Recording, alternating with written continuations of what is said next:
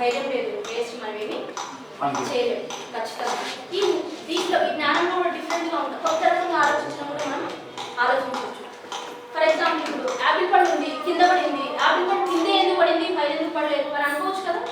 అదొక ఆలోచన, కొత్త రకంగా ఆలోచన. లేటరల్ థింకింగ్ అంటారు. ఈ లేటరల్ థింకింగ్కి ఒక క్వశ్చన్ ఇస్తారు. అందరు అలాంటి అందరు ప్రతి ఈచ్ అండ్ ఎవ్రీ పర్సన్ మీరు ఆన్సర్ చేయాలి. ఎస్ ఆర్ నో, రాంగ్ అట్లేమీ ఆలోచించదు. అంటే మీరు దీంట్లో ఏంటి పార్టిసిపేట్ చేయాలి. అవునా కదా? వింటున్నారా? ఎలా ఉంది? బాగుంది కదా అన్నప్పుడు మీ రెస్పాన్స్ నాకు తెలియాలి.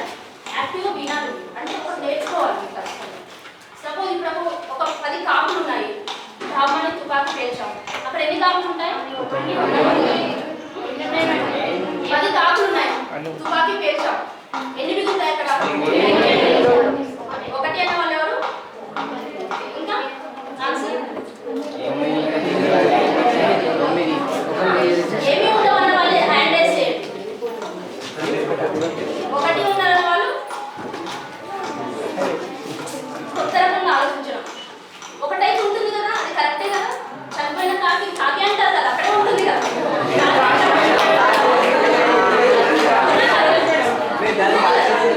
కాబట్టి 1 అనేది కరెక్ట్. మీరు ఏమి ఉండదు అన్నారు, అది కూడా కరెక్ట్. ఎలానో తెలుసా? కాకులు వెళ్తూ ఉంటాయి.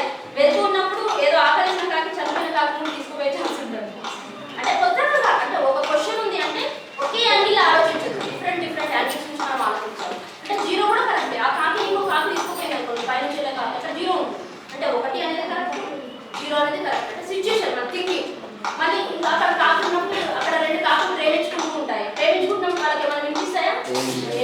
అంటే ఈ రెండింటితో పాటు ఆ 2 కాకులు అంటే అప్పుడు ఏమవుతాయి? ఇంకొక 2 ఇంకో 4 అన్నారు, కానీ ఇంకో కాకి గురించి చెప్పలేదు. ఒకటి చనిపోయింది ఉంది, 2 ప్రేమించుకుంటున్నాయి అన్నారు. మీరు 4 అన్నారు, 3 అవుతున్నాయి. ఇంకో కాకి గురించి నేను చెప్పలేదు. ఇంకో కాకి ఎలా హార్ట్ అటాక్ వచ్చి సౌండ్కి హార్ట్ అటాక్ వచ్చి చనిపోయింది. ఒక కాకి ఆల్రెడీ చనిపోయింది, ఇంకో కాకి పేర్చినందుకు ఒక కాకి చనిపోయింది. హార్ట్ అటాక్ వచ్చి ఇంకో కాకి చనిపోయింది. ప్రేమించుకుంటున్న 2 కాకులకి ఏమి పడలేదు, అవి 2 ఉన్నాయి, 4. అవునా కదా? ఇంకొక కాకి చెవు వినపడదు, అది ఉండే ఛాన్స్ ఉంటుంది కదా. ఇలా ఎన్నో రకాలుగా ఉండొచ్చు. ఒక భార్య కాకి చనిపోయింది, భర్త నాకు వెళ్ళిపోతుందా? కొత్త రకంగా ఆలోచించడం, క్రియేటివ్, కొత్తగా ఆలోచించడం నేర్చుకోవాలి. ఒకటి నేర్చుకోవాలంటే అదే మనసులో ఉండదు. దానికి ఏ రకంగా ఆలోచించాలి, దాని సొల్యూషన్ ఏ రకంగా ఉంటుందంటే ఇది లేటరల్ థింకింగ్ అంటారు. ఓకే, ఏమేమి చెప్పాము ఇప్పుడు? మనం శటకోపంలో ప్రేమ అయిపోయింది, దీని గురించి చెప్పుకున్నాం. ప్రేమ,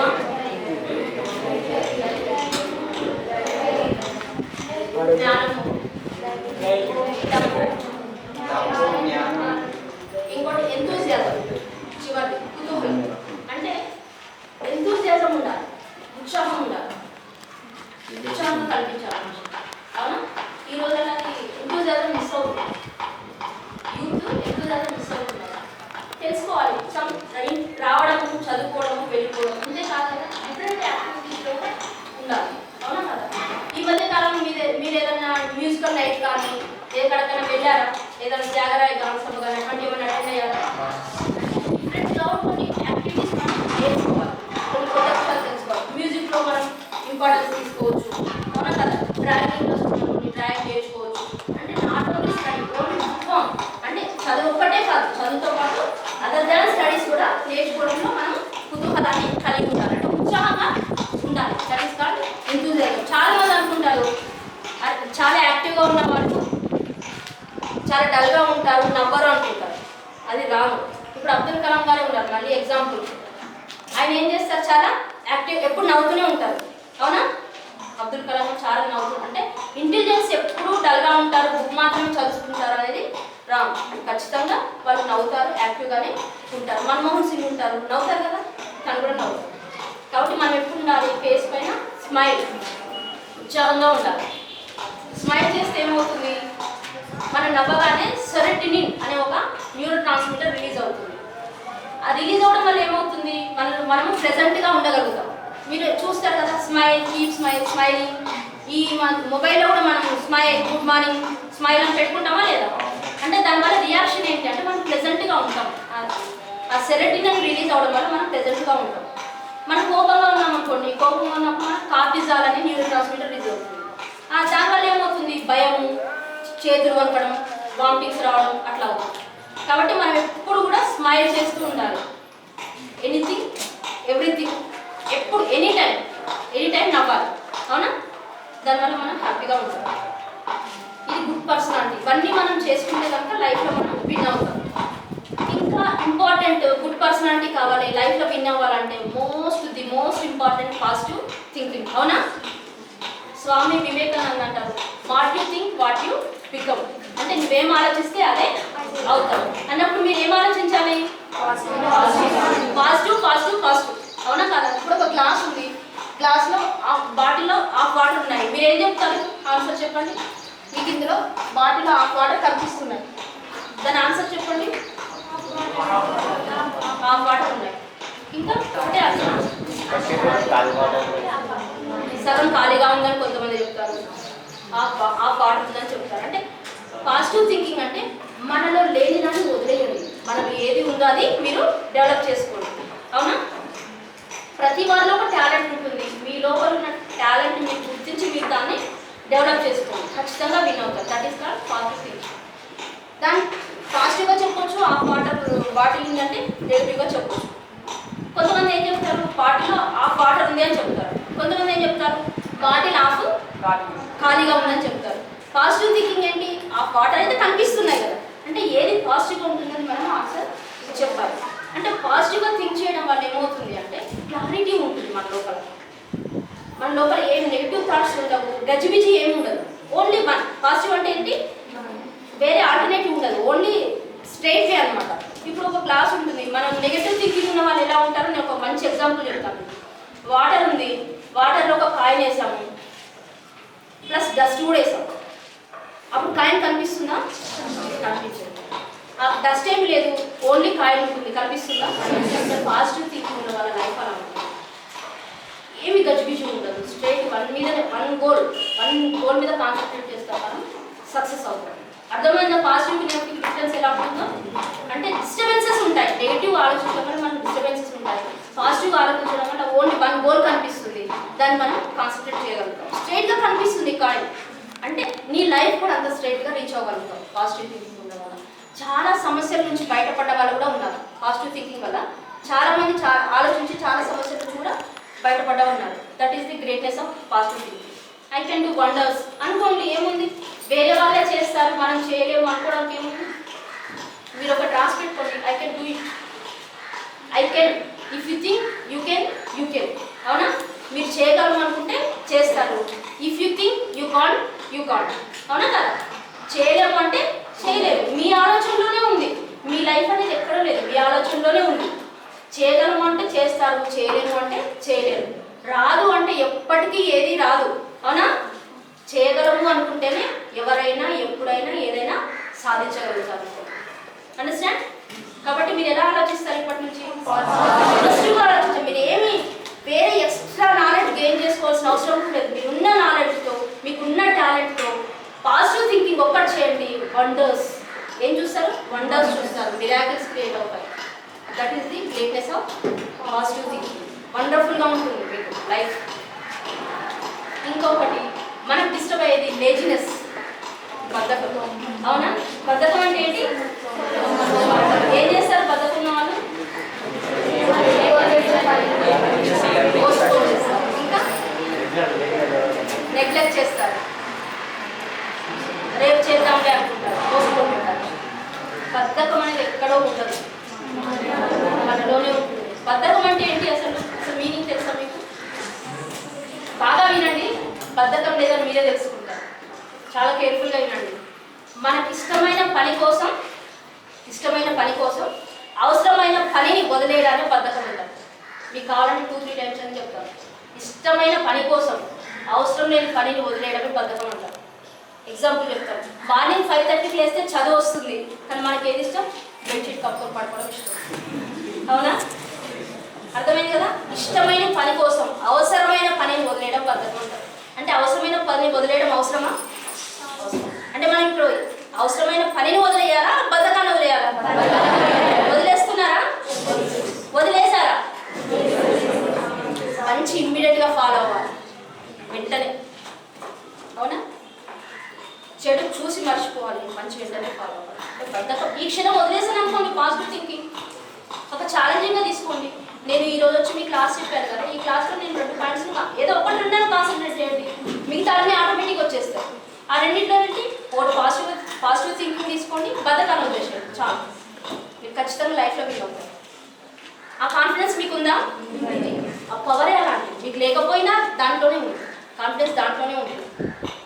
కాబట్టి ఖచ్చితంగా బద్దకాన్ని వదిలేస్తే తప్పకుండా మీరు సక్సెస్గా చూస్తారు. చివరిగా చేయండి. ఇవన్నీ గెయిన్ చేసుకుంటే మీరు లైఫ్లో విన్ అవుతారు. ఆ పర్సనాలిటీ అని 6 థింగ్స్ చెప్పాను కదా, దాంతోపాటు ఒక పాజిటివ్ థింకింగ్ ఉండాలి, బద్దకాన్ని వదిలేయాలి. చివరి ఐటమ్ ఏంటంటే మారాలి. ఎవరు మారాలి? మనమే మారాలి. మా చెల్లి మారాలి, మా నాన్న మారాలి, మా అమ్మ మారాలి, మా అక్క మారాలి. ఎవరు మారాలి? మనమే మారాలి. ఎవరిని మార్చే ప్రయత్నం చేయరాదు. చేస్తారా? ఎవ్వరు మారరు, మనమే మారాలి. ఇప్పుడు వాతావరణం ఉంది, చాలా వేడిగా ఉంది, మనం వెళ్ళి వాతావరణాన్ని మార్చగలుగుతామా? ఏం చేస్తాం? నీకు వేడిగా ఉంటే నువ్వు మారాలిగా, రూమ్లో ఏసీ పెట్టుకొని కూర్చోవాలి, అవునా కాదు? అంటే మనం మారాలి, ఎదుటి వాళ్ళని మార్చే ప్రయత్నం చేయకూడదు. ఎలా మార్పు అనేది సహజం. మార్పు లేకపోతే జీవితంలో నువ్వేమీ సాధించలేవు. If you are not updated you are outdated. అంటే సొసైటీతో పాటు నువ్వు అప్డేట్ కాలేదనుకో, మీరేమైపోతారు? ఓల్డ్ అయిపోతారు, అవునా కాదా? ఇప్పుడు కంప్యూటర్ ఫీల్డే ఉంది, అసలు ఏమాత్రం టచ్లో ఉండదు. మీరు ఎప్పుడో నేర్చుకునే ఉన్నాయి, మీ ఫ్రెండ్స్ కొత్త టెక్నిక్స్ నేర్చుకున్నారు. ఎవరు అప్డేట్గా ఉంటారు? ఎవరికి వాల్యూ ఉంటుంది? కొత్తగా నేర్చుకోవాలి. టైం దానికోసమే ప్లానింగ్గా ఉండడం, త్వరగా లేవడం అని. మీకు తెలుసా ఎవరు సక్సెస్ అవుతారో? Early to rise, early to bed. Morning సూర్యోదయం కంటే ముందు లేచిన వాళ్ళు, త్వరగా పడుకున్న వాళ్ళు మాత్రం బాగా సక్సెస్ అవుతారు. అంటే 5:30 బిఫోర్ లేచిన వాళ్ళు సక్సెస్ అవుతారు. ఎందుకు? ఆ టైంలో మనం యాక్టివిటీస్ అనేది కరెక్ట్గా ప్లాన్ చేసుకోవడానికి ఉంటుంది. బ్రహ్మ ముహూర్తం అంటారు. ఆ టైంలో చదువుకున్నా ఏది చేసినా బాగుంటుంది. కాబట్టి మీరు సక్సెస్ అవ్వాలంటే ఇంకో point early to rise, early to bed. మనం ఎక్కడున్నా చేంజ్, మార్పు దగ్గర చెప్పుకుంటాం. అప్డేట్ కాకపోతే మనం ఏమైపోతాం? అవుట్డేట్ అయిపోతుంది. కాబట్టి బీ కేర్ఫుల్, అప్డేట్గా ఉండండి. కొత్తగా నేర్చుకోండి. స్టూడెంట్స్ మీకు మళ్ళీ చదువుకోవడానికి రమ్మన్నా మీకు ఛాన్స్ రాదు, అవునా? ఇంకొక మంచి ఎగ్జాంపుల్ చెప్తాను నేను మీకు. ఇప్పుడు మీరున్నారు చక్కగా, అయితే మీరు సక్సెస్ కావాలి అంటే మీరు తీసుకునే నిర్ణయం కరెక్ట్గా ఉండాలి.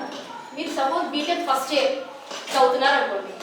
బీటెక్ ఫస్ట్ ఇయర్ చదువుతున్నప్పుడు ఒక 4 years తర్వాత బీటెక్ కంప్లీట్ అయ్యాక ఒక మారుతి కారు కొనాలని అనుకుంటారు. ఏం కొనాలనుకుంటారు? అయితే అప్పుడే వెళ్ళి మారుతి కారు అతనికి అప్పుడే అడ్వాన్స్ ఇస్తారా, లేకుంటే బీటెక్ కంప్లీట్ అయ్యాక అడ్వాన్స్ ఇస్తారా? ఎందుకు? రీజన్ ఏంటి? క్లారిటీగా చెప్పాలి. ఎవరు చెప్పాలనుకున్నప్పుడు ఇప్పుడే వెళ్ళి నేను 3 years తర్వాత కార్ కొంటాను అని అడ్వాన్స్ ఇస్తారా? మీరు బీటెక్ 4th year అయిపోయినాక వెళ్ళి డైరెక్ట్ అయితే తెచ్చుకుంటారా? అయిపోయిన తర్వాత. ఎందుకు ఇవ్వరు? ఓకే, మనీ ఉంటుంది, ఇంకా మా లైఫ్ కూడా సెటిల్ అయిపోతాం. ఇంకా పాయింట్స్ నేను చెప్పాను కదా, లేటరల్ థింకింగ్, కొత్తగా ఆలోచించండి. ఇంకా ఏదైనా ఆలోచించండి, ఏదైనా ఆలోచన రావచ్చు.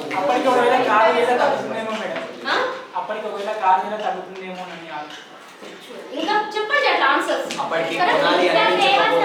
కొనాలనిపించకపోవచ్చు, కొనాలనిపించవచ్చు, కొనాలనిపించకపోవచ్చు కాదు నాన్న. Good, very good, claps. ఆలోచిస్తూ ఉంటే మనకు ఆలోచనలు వచ్చేస్తుంటాయి. ఇప్పుడు మనం మారుతి కారు కొనే స్తోమత ఉంది. 4 years తర్వాత ఇప్పుడు అడ్వాన్స్ ఇచ్చామనుకోండి, 4 years తర్వాత వాడు ఏమి ఇస్తాడు? మారుతి కారు ఇస్తాడు. కానీ అప్పుడు కొత్త మోడల్ రావచ్చు, అబ్బాయి అన్నట్టుగా. వెరీ గుడ్, బాగా చెప్పారు. కొత్త మోడల్ రావచ్చు. ఇంకా లేదు అంటే మన కెపాసిటీ, మారుతి కార్లో కొత్త మోడల్, మన కెపాసిటీని ఇంకా ఏదో హోండా సిటీ కార్ కొనే కెపాసిటీ రావచ్చు, అవునా?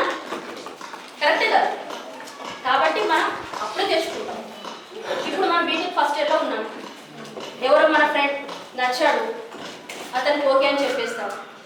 బీటెక్ అయిపోతుంది. వినండి అమ్మాయిలు, చాలా కేర్ఫుల్గా వినండి. బీటెక్ ఫస్ట్ ఇయర్లో ఉన్నప్పుడు ఎవరు నచ్చుతారు, ఎవరిని కాన్సన్ట్రేట్ చేస్తారు? పక్కన ఉండేది ఒక అబ్బాయి. BTech first year, second year, senior, అంతేనా? మనం అతనికి మాట ఇచ్చేస్తాం. 4 years అయిపోతుంది, బీటెక్ అయిపోతుంది. అయిపోయిన తర్వాత మనం ఏదో ఐఏఎస్ ట్రైనింగ్కు వెళ్తాము. అప్పుడు వెళ్ళిన తర్వాత ఇంకొక బ్యూటిఫుల్ ఇంకా యంగ్ ఇంకా చాలా బాగుంటాడు, అతను నచ్చుతాడు. కానీ మనం ఏం చేసాం, బీటెక్ ఫస్ట్ ఇయర్లోనే మనము ఒక బైక్ మాటించాం అన్నప్పుడు ఏం చేస్తాం ఇప్పుడు అందుకే డెసిషన్ అనేది అలా ఏదో అట్రాక్షన్లో ఏదో విషయంలో మనం డెసిషన్ అనేది తీసుకోవద్దు. ఒక కారే కొత్త మోడల్ వస్తున్నప్పుడు అబ్బాయి కూడా కొత్త మోడల్ రావచ్చు. అవునా అవునా కదా? ఖచ్చితంగా అవునా కదా చెప్పండి. కాబట్టి డెసిషన్ అనేది అలా ఉండాలి, మనం తీసుకునే నిర్ణయం మనం అలా ఉండాలి. ఎవరు కాన్సన్ట్రేట్ చేస్తారు చెప్పండి బీటెక్ ఫస్ట్ ఇయర్ ఉన్నప్పుడు? ఫస్ట్ ఇయర్ సెకండ్ ఇయర్, అవునా? అంతకుమించి మీకు మీ లిమిట్ ఏముంటుంది? అంతకుమించి ఎవరో ఐఏఎస్ ఆఫీసర్ అయితే ప్రపోజ్ చేయరు కదా, మీరు చేయలేరు, అతను వచ్చి ప్రపోజ్ చేయరు. BTech first year second year అంటే బీటెక్ అయిపోయాక మీరు హైయర్ స్టడీస్కి వెళ్ళాక ఇంకొత్త వ్యక్తి నచ్చొచ్చు. కొత్త మోడల్ మీన్స్ కార్లాగా కొత్త మోడల్ అయితే అప్పుడు ఇక్కడ అడ్వాన్స్ ఇస్తే వేస్ట్ అయిపోతుంది. అవునా? కాబట్టి ఆ రకమైన నిర్ణయం తీసుకోకండి.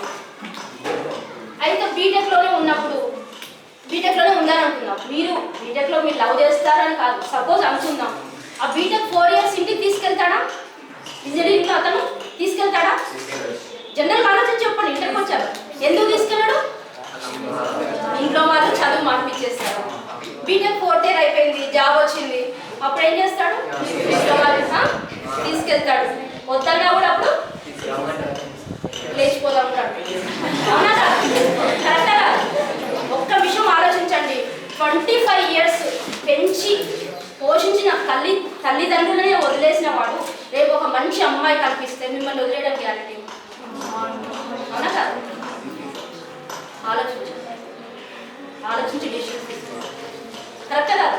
25 ఇయర్స్ వాళ్ళని వదిలేసినప్పుడు మంచి అమ్మాయి కనిపిస్తే వదిలేయడం గ్యారెంటీ ఏం లేదు, మెంటాలిటీ చేసుకోవడం ఏం లేదు. కాబట్టి మీ ఆలోచన కరెక్ట్గా ఉండాలి, మీ నిర్ణయాలు మీకు కరెక్ట్గా ఉండాలి. ఇప్పుడు ఎలా మారాలి? మన మార్పు దగ్గర ఆగిపోయాం. ఎలా మారాలి? మనం కాలంతో పాటు మారాలి, టెక్నాలజీతో పాటు మారాలి, చెడు నుంచి మంచికి మారాలి. అవునా కదా? మన నిర్ణయాలు తీసుకోవాలి, చెడు నుంచి మంచికి మారాలి, బలహీనత నుంచి బలం వైపుకు మారాలి, లోపం నుంచి ప్రయోజనం వైపు, ఎటుదికి మంచి వైపు మారాలి. ఇంకెలా మారాలి? నిన్నటికంటే బెటర్గా మారాలి. అవునా? నిన్నటికంటే ఈరోజు లైఫ్ బెటర్గా ఉండాలి, అలా మారాలి. ఏ మార్పు అయినా కూడా మానవీయ విలువలు ఉండాలి, మోరల్స్ అంటుంటాం కదా, మంచి ఉండాలి. ఆ మంచితో కూడిన మార్పు మన లోపల జరగాలి. ఎవరిని మార్చే ప్రయత్నం చేయొద్దు, మనమే మారాలి. మనం మారితే ఖచ్చితంగా మనం చూసి నలుగురు మారుతారు. నలుగురు చూసి నేను మారుతాను అనేది ఎంత రాంగో నేను మారుతాను అనేది అంతే కరెక్ట్. మనమే మారాలి ఖచ్చితంగా. మనం మారితే కనుక మన లైఫ్ బాగుంటుంది. మానవీయ విలువలు మోరల్స్తో కూడిన మార్పు వల్ల ఏమవుతుంది అంటే అంతర్గతంగా ఉన్న మార్పు ఎప్పుడు మనతోనే ఉంటుంది. ఖచ్చితంగా మన లైఫ్ బాగుంటుంది. Life past is a life గురించి ఒక చిన్న కొటేషన్ చెప్తాను. Past is a waste paper, present is a news paper, future is a question paper. Use it carefully, otherwise you become a tissue paper. అవునా? Past అయిపోయింది, ఏమైనా చేయగలుగుతామా? ఏమీ చేయలేదు. Future ఎలా ఉంటుందో తెలుసా? ఈ క్షణమే మన లైఫ్, నెక్స్ట్ మినిట్ కూడా ఏమవుతుందో మనకి ఎవరికి తెలియదు, తెలుసా? తెలియదు. అందుకే ఈ క్షణంలోనే జీవించాలి, హ్యాపీగా ఉండాలి. ఎవ్రీ మూమెంట్, ఎవ్రీ సెకండ్ హ్యాపీగా ఉండాలి. నెక్స్ట్ మూమెంట్ అయితే మనకు తెలియదు, ఫ్యూచర్ ఎలా ఉంటుందో తెలియదు. ప్రజెంట్లోనే మనం జీవించాలి. మనం ఒక ఫుడ్ తింటున్నా, ఒక డ్రెస్ వేసుకుంటూ ఎంజాయ్ చేయాలి. టీవీ చూసుకుంటూ ఫుడ్ తినొద్దండి. ఎందుకు తెలుసా? చెప్తారు కానీ ఎవరు ఫాలో అవ్వరు. టీవీ చూసుకుంటూ ఫుడ్ తినదు. ఫుడ్ని ఎంజాయ్ చేస్తూ మన ఫుడ్ బాగుంది అని ఎంజాయ్ చేస్తూ తింటే మంచి హార్మోన్స్ రిలీజ్ అవుతాయి. టీవీ చూస్తుంటే ఏమీ రిలీజ్ అవ్వదు, మన మైండ్ డైజెషన్ కూడా కరెక్ట్ అవ్వదు. మనం అన్నీ వినడం వరకే కాదు, ఇంప్లిమెంటేషన్. చివరగా మీకు చెప్పేది, లైఫ్లో విన్ అవ్వాలంటే అందంగా వినడం కాదు, పాటించండి. మీకు ఒక్కటి పాటించడం అలవాటు చేసుకోండి. ఏదో ఒకటే అనుకోండి. నేను 5:30 early to rice early to bed అన్నాను కదా, అదొకటి పాటించండి చాలు. అందులోనే అన్నీ వచ్చేది. ఒకటి మీరే మాట్లాడాలి. ప్రతిదాన్ని ఎంజాయ్ చేయాలి. ఎవ్రీ మూమెంట్, ఎవ్రీ సెకండ్ లైఫ్లో ఎంజాయ్ చేయాలి. అప్పుడే లైఫ్ బ్యూటిఫుల్ జర్నీ అవుతుంది. నిజంగా మన లైఫ్ బాగుంటుందా? బాగుండదా? ఏదో స్పిరిచువల్ చెప్తే ఎన్నో జన్మల తర్వాత మానవ జన్మ వచ్చిందంటారు. దీన్ని యూటిలైజ్ చేసుకోవాలి. Utilise the proper utilisation, our incarnation. మన జన్మను మనం ధన్యం చేసుకోవాలి. అప్పుడే లైఫ్ చాలా బాగుంటుంది. లైఫ్లో విన్ అవుతాం. మనం లైఫ్లో విన్ అవ్వాలా? అందరికి ఉందా లేదా లైఫ్లో విన్ అవ్వాలని? విన్ అవ్వాలి అంటే మీరు నేను చెప్పిన థింగ్స్ ఫాలో అవ్వాలి. మినిమం ఒకటి ఫాలో అవ్వండి, అన్ని విన్ అవ్వాలి. ఓకేనా స్టూడెంట్స్? All the best.